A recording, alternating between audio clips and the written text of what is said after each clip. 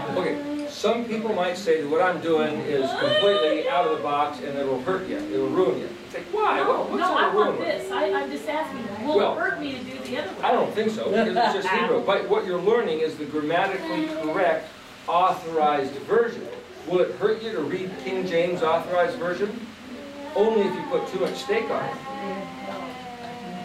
That's the authorized version, modern Hebrew. There's no vowel points. I'm not suggesting which one of these is the best way to render it. I'm saying look at them all. Right. Look at all the definitions. So learn the alphabet in Hebrew and then go into the... Yeah, because if I didn't look at the modern Hebrew, I couldn't have written these words because nobody wrote it in Paleo.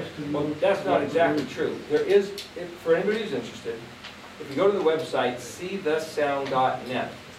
It's a friend of mine's website. He called it See the Sound. He called it that because it says, and all Israel saw the smoking mountain and the sound of the shofar, so see the sound of the shofar.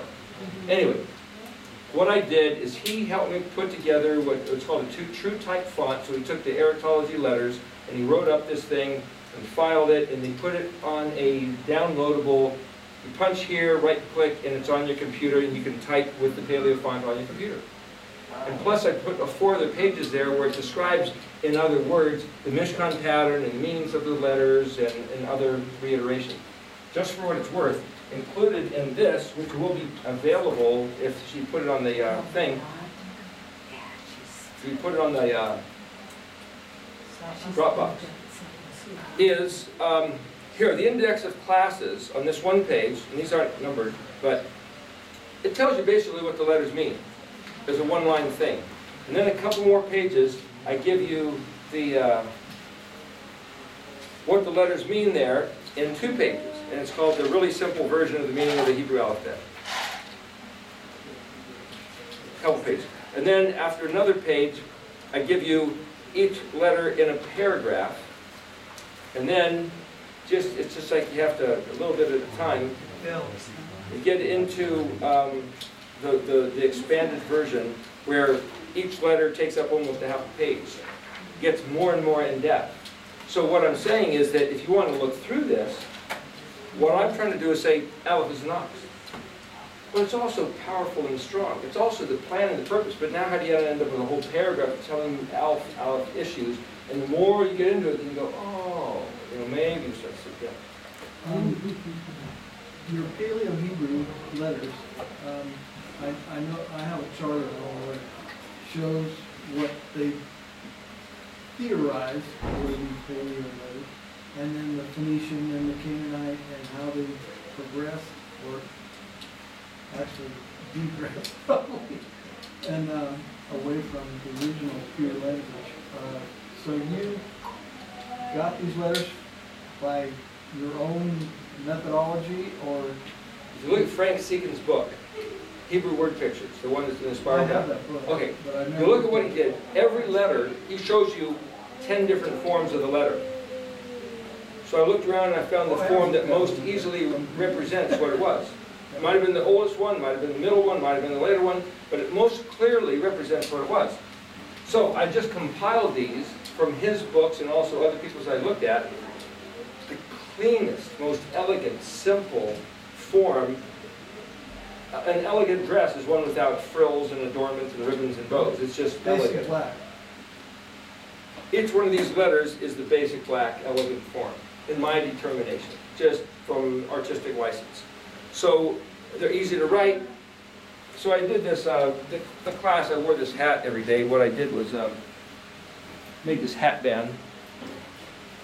And I actually wore this to Israel, and they would say, hey, you know what these letters are? And nobody knew. And so we sit there and start talking about it. So one of the things I've been trying to do for the last year is make a hat band that's embroidered. And so on the PDF file, you'll see 3 strings of letters, one of which is in a curve, and it starts with a Kaf and ends with a Lamed. That's because it fits this hat band.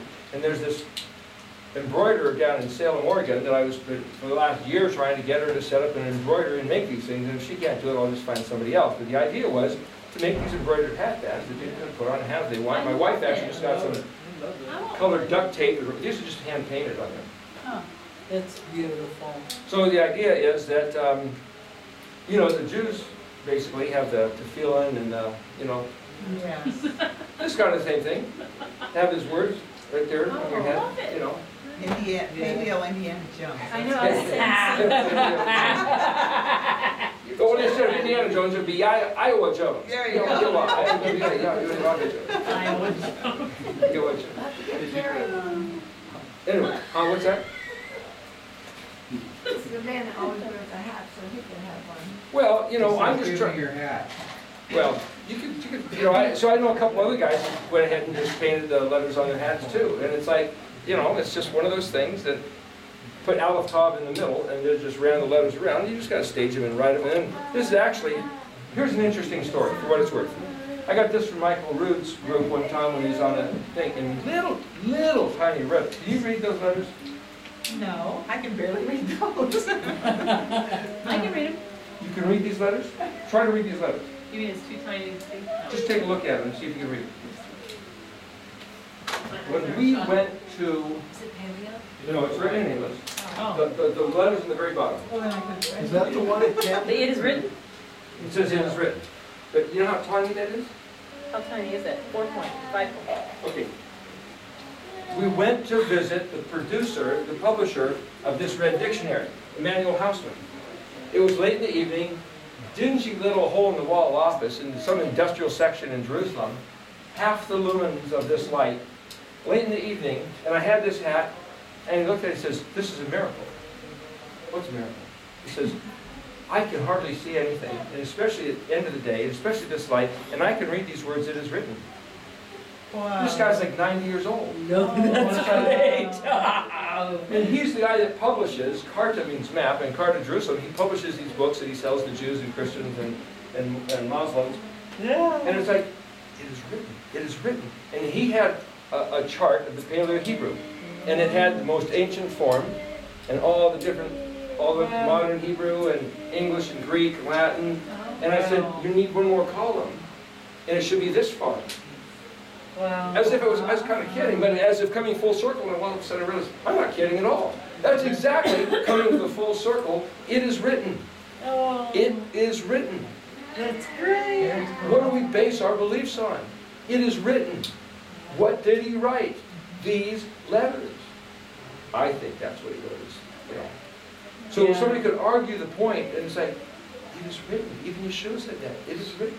So I know that you alluded in that 41-page dissertation that I printed off the internet that Ezra the scribe under the auspices of Daniel actually changed forms. Daniel would have Letter to changed. seal out the book. That's right. That's what I'm proposing.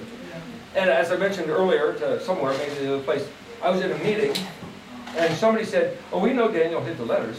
It's like, I don't know who this guy is. I don't know who he meant by we, and I don't know who knows that Daniel hid the letters. But somebody out there seems to believe they're not telling anybody that Daniel hid the letters because the rest of the rabbis and the scribes and Isaac Moses and a bunch of other guys claimed that, oh no, he didn't change the letters. It's still the official modern form, which was what the Almighty wrote with his finger on tables of stone. Another interesting thing, if you look at the word for finger in the dictionary, you'll see that it's the exact same word for paint, dye, and color, or to digitize.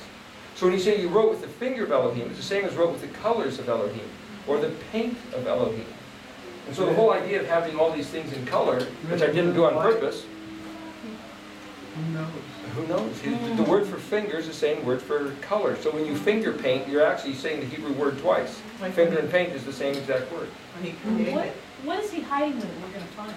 That's what's so cool. Like, what are we gonna find in it? Well, David asked to see something. And so I'm just saying, if you render all these verses, I'm guessing maybe David hid it on purpose. He's a poet. He's a But I mean, guy we're that messed around with We're the words. end-time people that something is concealed, is about to be Okay, revealed. here, let me go there What real are we, quick. what are we searching for at this point? Is it something, a clue for the bride, for the women, that people that are taking the time to understand who he is and his The character? 5 prudent virgins. Is it, I mean, I'm on this, I love this. Okay. What are we doing here, and why is it set for the end-time people? Daniel, 2 Samuel 23, verses 2 to 7. Now these are David's last words. I have this in color, and I have it on the PDF file, which you'll see, but I hand wrote it, and I didn't have time to have her put it into the computer so it looks all nice, and so you know, it doesn't, anyway, I was gonna rewrite and kind of think about it as long as I was out here, but here. What I did, this is what he said. Ruach Yahweh, the bear B, va moto al lashoni, Amer al he, Israel, li the beer Zor, Israel, Moshal, Bodam. That's just what he said, goes on and on. These are his last words of David. David's dying, and these are the last words out of his mouth. Okay. So I tried to just translate what he said. In Psalm 119, if David has encrypted this baton to hand into the future, maybe he did the same thing, but only it's not encrypted, he just spoke these words. What it says in English, I think I have it on here. This is what ISR Stone says, a blend of the two. He says, the Spirit of Yahweh has spoken through me. His word is upon my tongue. The Elohim of Israel said, the Rock of Israel said to me, spoke to me, one who rules over men righteously, who rules in fear of Elohim, is like the light of the morning when the sun rises. There's kind of an idiom for you. A morning without clouds. From the shine out of the rain, tender grass sprouts from the earth. For isn't my house so with Elohim? For he has granted me an everlasting covenant fully ordered, established for all and guarded securely. Thus every occasion I have been saved, and all desires fulfilled. Shall he not make it send forth a branch? He will not allow other kingdoms to sprout. But worthless, godless men are as a wind-blown thistle, thorns thrown away. Not touched by hands, a man touches them with iron tools, pruning poles, and burnt with fire in the place they are cut down. That's what David said. That was it.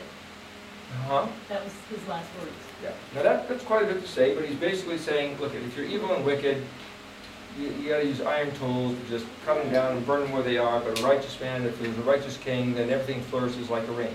Rain and spring and everything sprouts. He might have said that. But I tried to recopy the words. So this is kind of, I have